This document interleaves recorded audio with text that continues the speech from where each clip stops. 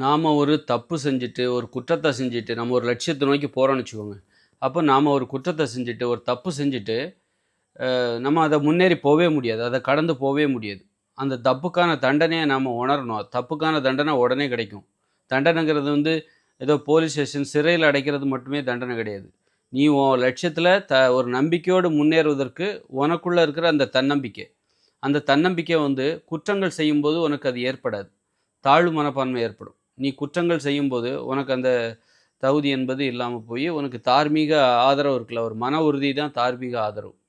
நம்ம தினசரி செயல்பாடுகள ஒரு நம்பிக்கையோட செய்றோம் அப்டின்னா, அதற்கு நம்ம மனசுகிட்ட இருந்து நமக்கு ஒரு சப்போர்ட் கிடைக்கணும்.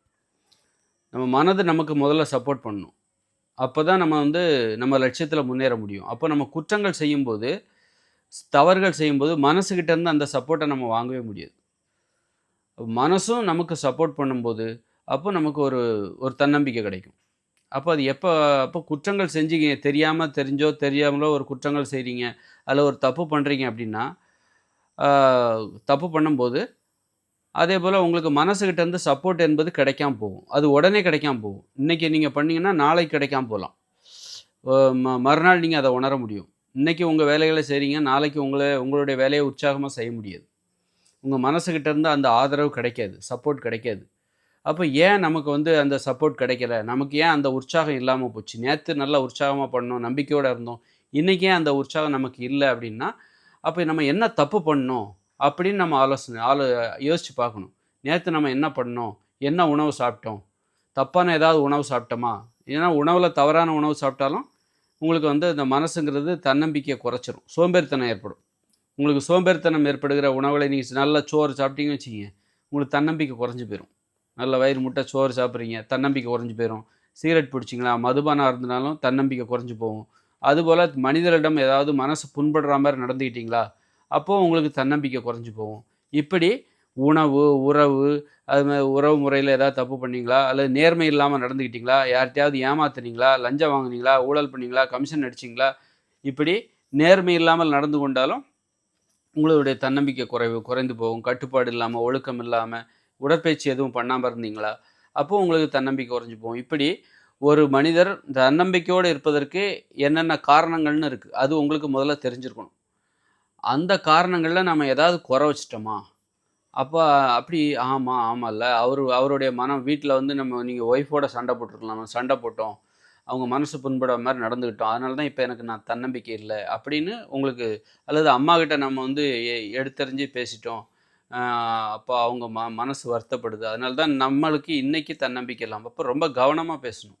பழகும்போது மனிதர்களிடம் பழகும்போது கவனமாக பழக வேண்டும். நீங்க சும்மா ஏனோ தானோன்னு அலட்சியமாக மனிதர்களை கையாண்டால் என்ன ஆகும்னா, இந்த மாரி உங்களுக்கு அதற்கான தண்டனை மறுநாளே கிடைக்கும். உங்களால லட்சியத்தில முன்னேற முடியாது. அப்போ மனுஷங்கிட்ட கவனமா நடந்துக்கணும். உணவுகள பார்த்து எடுத்துக்கணும். எந்த உணவு வந்து உங்களுக்கு சோம்பேறித்தனத்தை ஏற்படுத்தும், எந்த உணவு உங்களுக்கு நம்பிக்கையை தரும், அந்த உணவுகள சாப்பிடணும். நம்பிக்கை தருகிற உணவுகள சாப்பிடணும். ஆரோக்கியத்தை தருகிற உணவுகள சாப்பிடணும். நோய்களை தருகிற உணவுகள சாப்பிட்டீங்கன்னா, உங்களுக்கு தன்னம்பிக்கை வராது. நம்பிக்கை இல்லாம போயிரும். ஏன்னா, நீங்க சாப்பிடுற நோய்களை தருகிற உணவு. அப்படி இருக்கும்போது உங்களுக்கு கண்டிப்பா அந்த உணவ தொடர்ந்து சாப்பிட்டீங்கன்னா, கண்டிப்பா நோய் வரும். நோய் வந்தா கண்டிப்பா உங்க லட்சியத்த நீங்க அடைய முடியாது. இடையிலேயே இறந்து போயிடுவீங்க. அதனால அந்த தன்னம்பிக்கை என்பது நோய்களை தருகிற உணவுகளை சாப்பிட்டால் வராது. அதுபோல நீங்க இந்த மாரி உடற்பயிற்சி செய்யாம இருந்தீங்கன்னா, அப்பவும் வந்து ஒரு அந்த ஊக்கம் என்பது கிடைக்காது. தன்னம்பிக்கை என்பது கிடைக்காது. உடற்பயிற்சி செய்யணும். ஏன்னா, உடற்பயிற்சி மூலமா தான் உங்க உடம்பு விழித்துக் கொள்கிறது. உங்களுடைய தசைகள் விழித்துக் கொள்கிறது. ஒவ்வொரு தசைகளும், செல்களும் நீங்க கண்ண முழிச்சுட்டாலே முழிச்சுட்டீங்கன்னு அர்த்தம் கிடையாது. உள்ள இருக்கிற தசைகளை, ஒவ்வொரு செல்களையும் விழிப்படைய செய்ய வேண்டும். அதற்கு உடற்பயிற்சி செய்ய வேண்டும். உங்க உடம்புல ஒரு வலி இருக்கணும். உடல் உழைப்பினாலும், உடற்பயிற்சினாலும். அந்த வலி தான் நீங்க முழிச்சிருக்கீங்க என்பதற்கான அடையாளம். இந்த மாரி நாம லட்சியத்தை நோக்கி முன்னேறும்போது, நமக்கு தன்னம்பிக்கை குறைஞ்சு போகுது, சோர்வடைகிறோம் அப்படிங்கும்போது, நாம நேற்று என்ன செய்தோம்? இன்று என்ன செய்தோம்? நேற்று முந்தா நாள்லாம் என்ன பண்ணோம்? ஒரு நாள் தான். நேற்று என்ன செய்தோம்? அதற்கு முந்தின நாள் என்ன செய்தோம்? போதும். இந்த 2 நாள அலசி பார்த்தீங்கன்னா, நீங்க ஏதாவது தப்பு செஞ்சிருப்பீங்க, குற்றம் செஞ்சிருப்பீங்க. அப்ப இனிமே அத திருத்திக்கணும். திருத்திக்கிட்டு, நீங்க திருத்திட்டீங்கன்னா, பழையபடி உங்களுடைய புத்துணர்ச்சி, உற்சாகம், ஊக்கம் என்பது மீண்டும் வந்துவிடும். அதான் வந்து அப்போ குற்றங்கள் செய்துவிட்டு, தப்பு செய்துவிட்டு, நீங்க அதை மறந்துவிட்டெல்லாம் முன்னேற முடியாது. ஆ அப்படின்னு சொல்லிட்டு தப்பு பண்ணிக்கிட்டே முன்னேறவே முடியாது. முன்னேற முடியாது.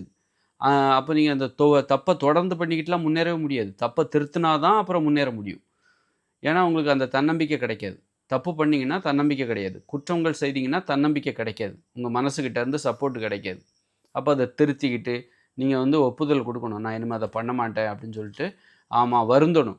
அந்த தப்பு பண்ணிட்டு வருந்தணும். வருந்திக்கிட்டு சம்மந்தப்பட்டவங்ககிட்ட நீங்க மன்னிப்பு கேட்கலாம். அல்லது ஏதோ ஒண்ணு அ உடற்பயிற்சி செய்யலையா, அப்போ உடற்பயிற்சி செய்யணும். இதான் வந்து அந்த மாரி வருந்தி திரும்ப ஒரு ஒழுக்கமான வாழ்க்கையை மேற்கொண்டால் மட்டும் தான், அப்புறம் மீண்டும் புத்துணர்ச்சி உங்களுக்கு மனசுகிட்ட இருந்து அந்த சப்போர்ட் கிடைக்கும். அப்பதான் தன்னம்பிக்கையோடு உங்க லட்சியத்துல முன்னேற முடியும்.